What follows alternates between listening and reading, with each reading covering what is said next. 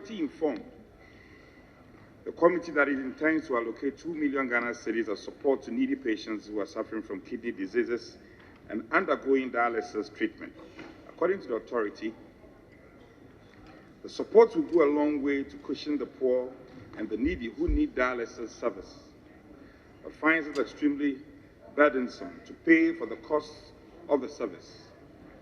While the committee commended the authority for the proposal, it however expressed concern that the accessibility of dialysis treatment in the country in general and suggested the urgent need to expand the treatment facility to increase access to the service. In the opinion of the committee, the amount allocated for this essential service is woefully inadequate and recommended for an increment of the budgeted amount for the dialysis support. Speaker, the committee noted that the authority intends, under promotion of health check wellness, intends to implement a health wellness package, which is an initiative of the Chief Executive Officer.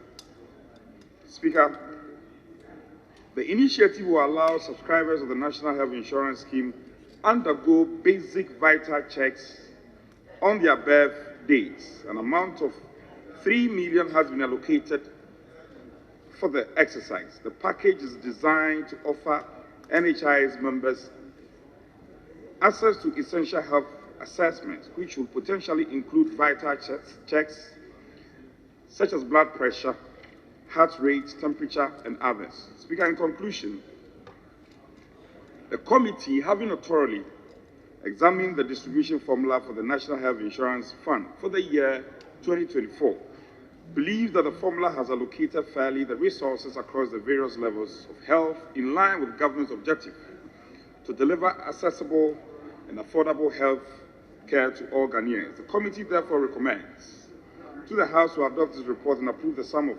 6,872,340,000 Ghana cedi for the year 2024 in line with the distribution formula to enable the NHIA to undergo its activities earmarked for the year. Mr. Speaker, on what basis would this House be satisfied that an agency under a ministry spends almost 1 billion Ghana cedi on ICT? And Mr. Speaker, the one that is so amazing is that no one at NHIS is able to tell the name of one company who carries out these services. No one is able to tell us the name of one company who carries out the services that receive 400 million, sometimes 300 million, sometimes 200 million. Mr. Speaker, some ministries' budget in this House is just about 200 million. And an operation under an entity under a ministry is 1 billion and we are not concerned. Mr. Speaker, I feel that we are the one, if we fail to do this audit and get to the bottom of it, for all you know, it's a legitimate expenditure. At the moment, there's not enough information to give us comfort that this expenditure is legitimate or otherwise. But I am not aware. In fact, sometimes, Mr. Speaker, it's as if NHIS, whenever they spend on ICT, they discard everything, and then the next year, they have to do another one.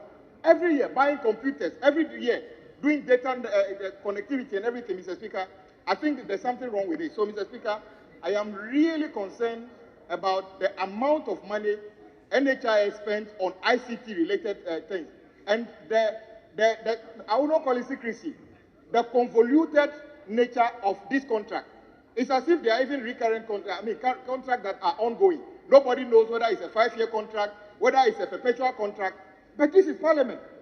We should be able to demand and get details of this. So, Mr. Speaker, reluctantly, we approve this, but on condition that Parliament will set up a committee to audit the ICT-related expenditure of the NHIS. And, Mr. Speaker, before you put the question, we will demand that you direct that this House put together a committee to audit the ICT-related expenditure of NHI, because he must show some proof. How can you come here and with your mouth tell us that in Rwanda and Co-Benini there is no take or pay in the clause in the contract, when you don't actually have a document to prove to us or to even table to tell the House that what I'm saying is backed by this. In any case, who has even... Honorable member, hold on. That's why initially I asked you to hold on so I give you the opportunity. But if you were coming on point of order, I think you've made your point. If you allow this to go, it goes into the Hansard. We don't really allow him to visit the house. I have a copy of the agreement between the Ministry of Health Ghana and Fly Zipline Ghana Limited. A service agreement is here, and I'm ready to tender.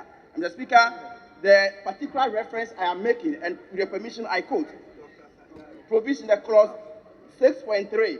The Speaker, the 6.3 reads, the service fee is a fixed monthly amount, not a per delivery fee. In exchange for the service fee, health facilities receive unlimited access up to the available capacity limitation to delivery of any medical product within the delivery time commitment set forth above. Mr. Speaker, listen to this statement carefully, and I quote, accordingly, the monthly service fee shall be paid to Zipline irrespective of whether the Ministry of Health fully utilizes the available capacity in any given month. This is what I'm talking about. Mr. Speaker, so clearly, this is a take-or-pay provision. Mr. Speaker, clearly, as far as this House is concerned, the state is not supposed to carry this burden.